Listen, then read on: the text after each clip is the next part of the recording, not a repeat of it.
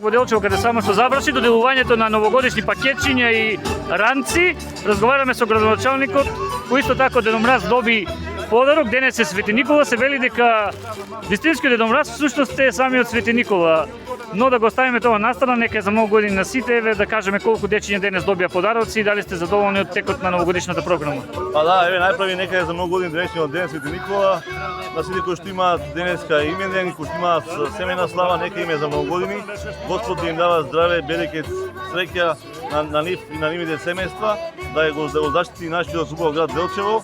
Па како што самиот спомнавте, значи денеска овде во градскиот парк во Делчево, сите дечиња од прво до пето одделение во двете општински училишта, заедно со подрачните училишта добија пригодни подароци.